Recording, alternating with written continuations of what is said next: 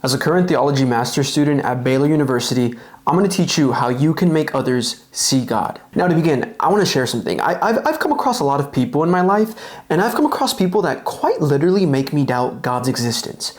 But I've also come across others that, makes me think, well, if God is real, then that's probably what he looks like. Now I want to share a story with you, and the really cool thing is that it's a true story. Now our story begins in Chicago, one cold, dark night, and we see that on a subway we have an older gentleman and a younger man. Now they're on the same subway and they get off at the same stop, except the young man pulls a knife on the older man. And he says, well, give me your wallet. I have a knife on you, so obviously you have to give me your wallet. So the older man doesn't object, and he hands over his wallet. Now again, it is Chicago. It's pretty cold. And so the older man tells the younger man, well, it's pretty cold. I'm going to give you my coat as well. I see that you don't have one. And so the younger man in bewilderment says, well, okay, I can't refuse such a great offer, right? So he gives him his coat. But he doesn't stop there. He also says, well, I'm actually on my way to a diner around the corner that I usually go to every other night. Would you care to join me for dinner?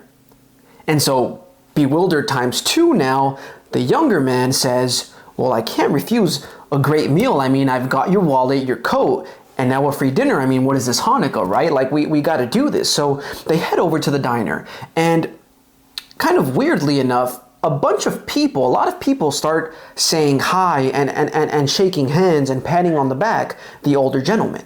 And the younger man is noticing this, keep that in mind. So they get to the diner and the same thing happens, the waitresses, the staff, they're saying hi as if they really recognize this man and appreciate him. They're treating him with a lot of kindness, right?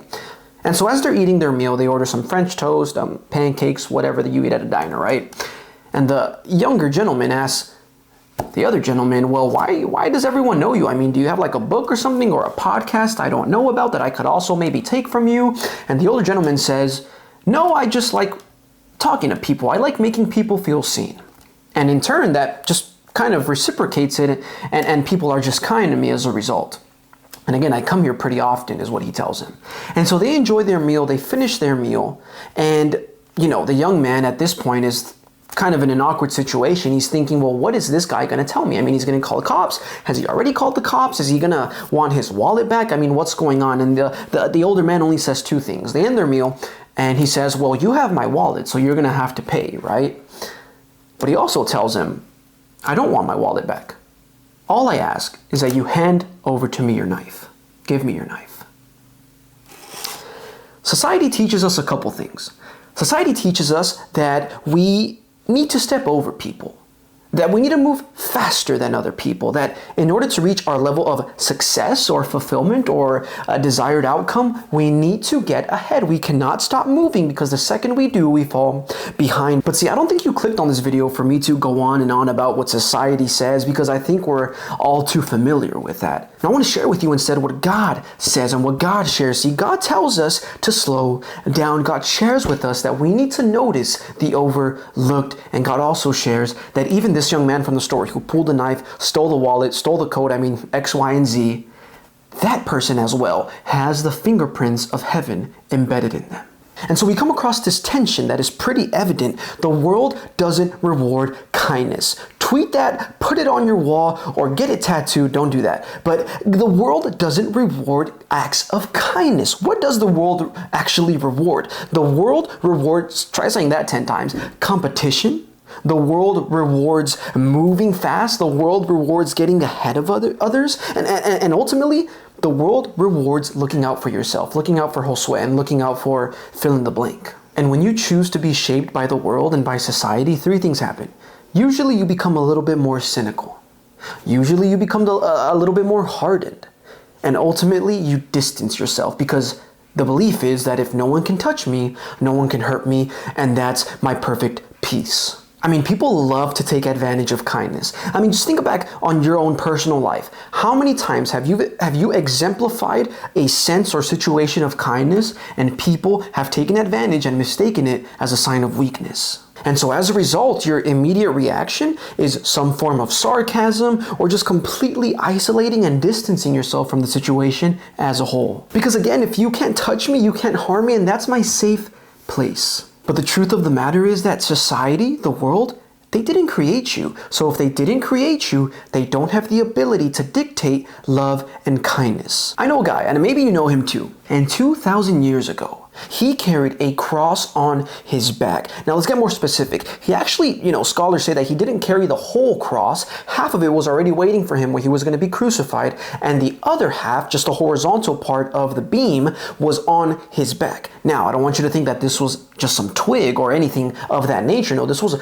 scholars predict that it was about 100 pounds in weight. Now, I don't want you to think that it's just like a dumbbell being put on your back, 100-pound dumbbell. No, I'm thinking about something that is pretty big and the surface area is large, meaning that this 100 pounds is spread across all of his back, that it has already been whipped, beaten. I mean, there's pieces of flesh hanging off of him. There are nerves exposed. I mean, we can go on and on, right?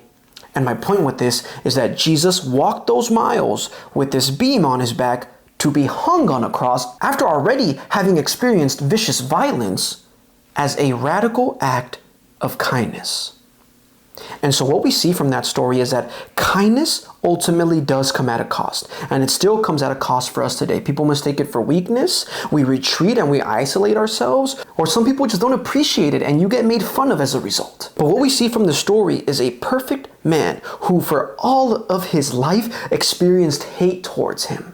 But he always responded with even more kindness. And yes, although it is costly and it comes with its outcomes, the reason it's so worth it is because being kind and seeing others, choosing to see others, is one of the best witnesses that we can have. And so what does this mean for us today? Because chances are you're probably not going to wear a cross on your back after having been viciously beaten and walk it to where you're going to be crucified. But that doesn't mean it doesn't apply to you today. What this means for us today is that in our daily battles, we have to choose to see, we have to choose to love, and we have to choose to be kind. So yes, with those parents that don't understand you, choose kindness. And yes, with that coworker that drains the life out of you, choose kindness. And yes, when you're arguing with your partner and there just doesn't seem to be a solution, choose kindness. And yes, when you're with that professor that is just so uptight and doesn't give you a break, choose kindness. See, the invitation is not to be shaped by society or the world or what it dictates, but by a God who carried his cross to be crucified for me and you as an act of obedience to the Father and kindness unto others. And so we're also faced with the reality as well, right? I mean, we're humans, we're flawed, we're not going to do this perfectly. And to be quite frank, I honestly choose to be unkind and not to see others more times in my life than I have chosen to be kind and to intentionally see the unseen.